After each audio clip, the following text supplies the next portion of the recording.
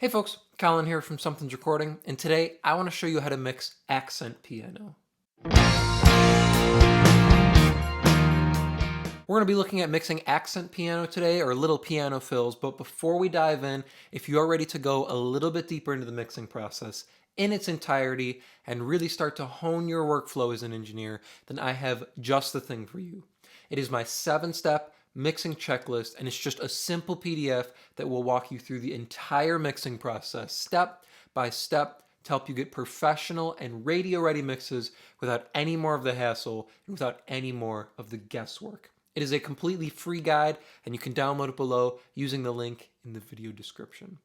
Now let's jump in here. Before we start, let me play you what the song sounds like so you can hear the piano in context of the mix, and then I'll solo up the piano so you can hear the piano by itself. So here's the piano in context of the final mix here. Running and running, I've been chasing her around, but I can't pin this little dragon down. She gives me half of a sign, she wants me in her life, but I can't help thinking that I'm wasting her time. I'll never be the man she needs, so I'll say my goals and be a memory. Yeah, yeah.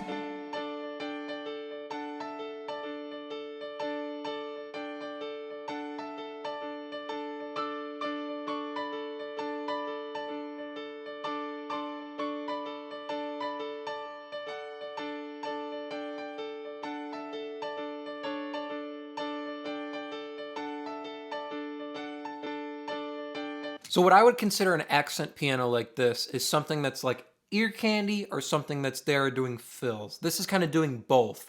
In the chorus section here, it's kind of like ear candy doing little twinkles here on the side of the mix. And then if we jump to one of the verses here, it's more like little fills inside the mix.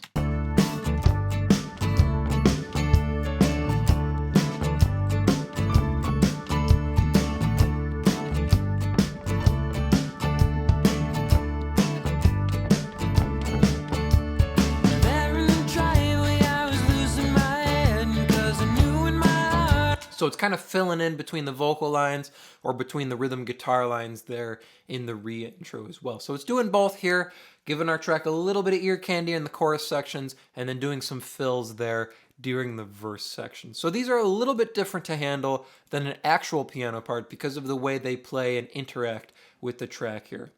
I'm going to solo up the piano one more time here, and we'll look at the plugins we have going on here. But here's our piano during our chorus section again.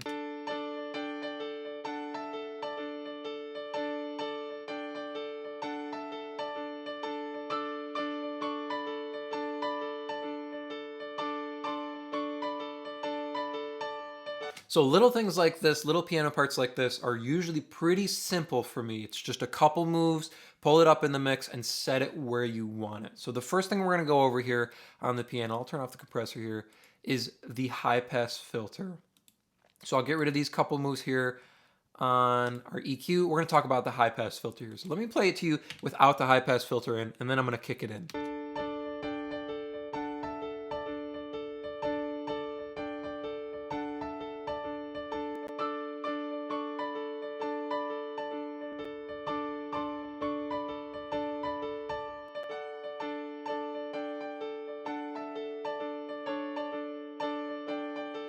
So it seems like our high pass filter is pretty high here, just visually looking at it. It feels like we're cutting off a lot of the piano there. But when you listen like that to what it's actually doing, it's cleaning up our piano and saving space for everything else to fill that lower end and low mid area here. We don't need all that noise of kind of the hammers moving on the piano like that. That's not contributing anything to the mix. It's the higher end, that's where our fundamental, that's where the heart of this sound is. That's what we need inside the mix. Listen one more time here. Without, you'll hear that kind of low end hammer movement and just kind of key noise. Then we click it in and it isolates just that top end portion of the piano that we want to hear inside the mix. That's the heart of our sound here.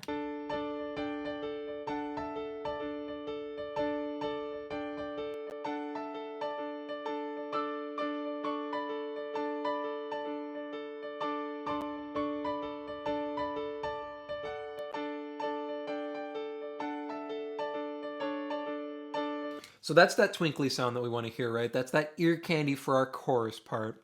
Next move we're making here was there was a little bit too much going on around this 500, 600 hertz area. So we're just gonna pull a touch of this mid-range area out. I don't wanna pull too much out because again, that's our fundamental on the piano part. That's where most of that sound is sitting. So if we pull too much out, then it's gonna start to hollow out there in the middle and it's gonna start to sound a little bit thin.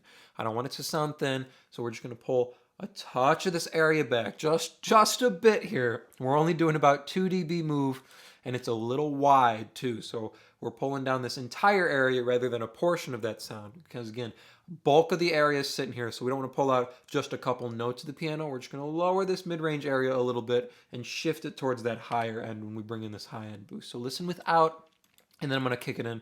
You can listen to how this area just pulls back a touch here.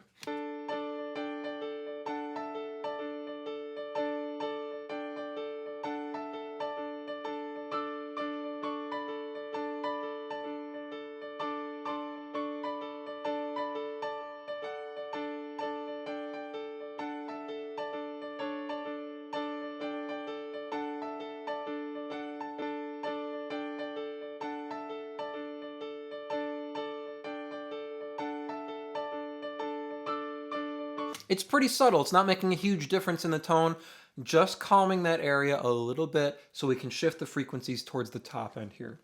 This is our last move here on the EQ, and it's about a 6 dB, 5.5 dB boost at 5K. This is going to open up the top end on the piano here, so it has a little bit of air to it. Right now, it's just that twinkly sound, and we have that mid-range there. We need to give it some top end so you can kind of hear that little bit of air that we have from the piano.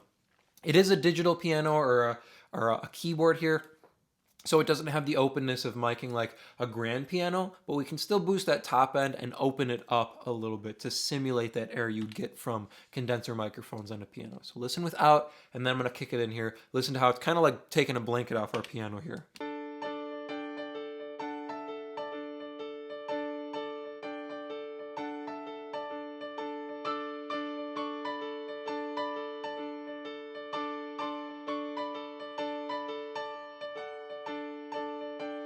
So this is probably the biggest difference maker inside the mix. If we flip back into the mix here, listen with and without this top end boost. This is what helps our piano really cut through the mix so you can hear it and it can be the ear candy that you want it to be in the chorus section here. Running and running, I've been chasing her around, but I can't pin this little dragon down. She gives me half of a sign, she wants me in her life, but I can't help thinking that I'm wasting her time. I'll never be the man she needs, so I'll say my calls and be a memory. Running and running, I've been chasing. Wakes up the piano, so you start to hear those notes cutting through a little bit. You start to hear them popping through, poking through. Oh, you notice the piano a little bit more. Without it, it feels a little bit dull. If you listen for the piano, you hear the piano is there, but it's just kind of sitting in the low mid area, and we want it to pop out a little bit and jump out so you hear some of those notes as he's hitting them and coming by. Last thing we have here is I like to throw on this 1176 compressor for accent pianos and just tuck down some of the bigger notes there.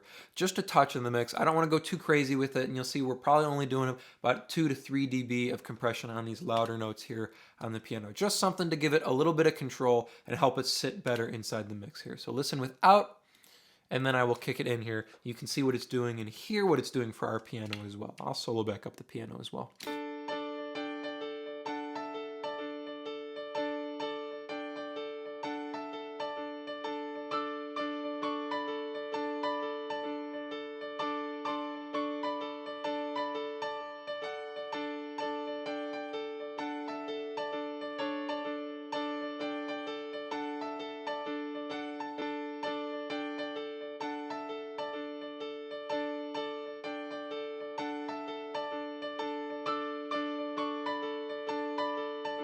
So just grabbing those louder notes here on the piano and just tucking them back. That's all we need for this to give it a little bit of control and help it be a little bit more even. Just so you're not hearing those top notes, you're hearing everything this piano player is doing, especially with these fills here in the verse. You can see some of these notes jump out a little bit more than others, and you can see what this compressor is doing for that.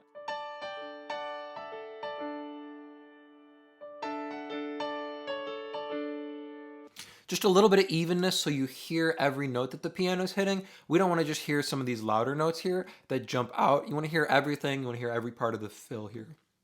Going back to our chorus here, let me A-B the compressor and you can hear what it's doing inside the mix for our keyboard. Running and running, I've been chasing her around, but I can't pin this little dragon down. She gives me half of a sign, she wants me in her life, but I can't help thinking that I'm wasting her time.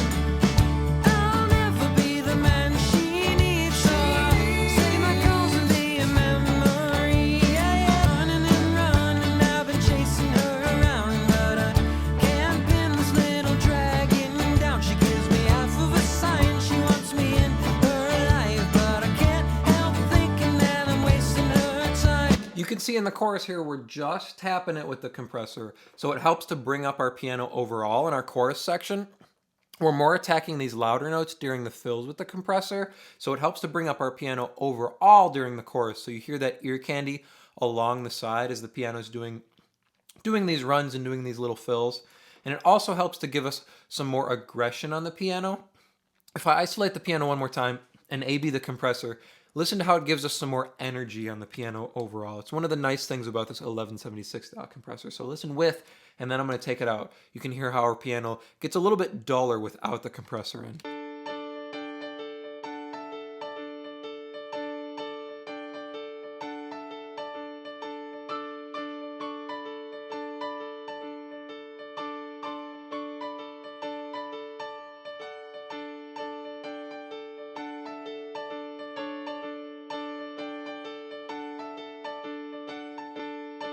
To me, it feels dull and flat without this compressor in, and you throw in this analog or 1176 style FET compressor, it just gives it that little bit of vibe that it needs to liven up and sit better in the mix. It gives it some depth, and it helps it not feel so flat and not so digital as we put it inside this mix.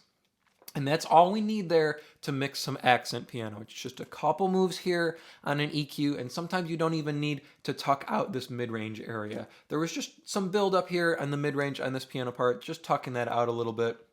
Rolling off the low end really helps to clear that up and focus in on the heart of the sound, and then definitely bringing up some top end here, especially if it's a digital piano or a keyboard. Bringing up the 5K area helps to give it some air on the top end and open it up. Then a little bit of compression here, just kissing it on the chorus sections, and then pulling down some of these louder notes inside the verse fills to help even out our piano overall so we can pull it up. And you can hear that ear candy during the chorus, and then you can hear every note that he's hitting during the fills in the verse. I hope that was helpful for you. As I mentioned at the beginning of the video, if you are ready to take your mixes to the next level and really start dialing in your workflow as an engineer, then I have just the tool for you, and it is completely free. It is my 7-step mixing checklist, and you can download it below to start creating more professional mixes in less time. Thank you so much for watching, and I will see you in the next video.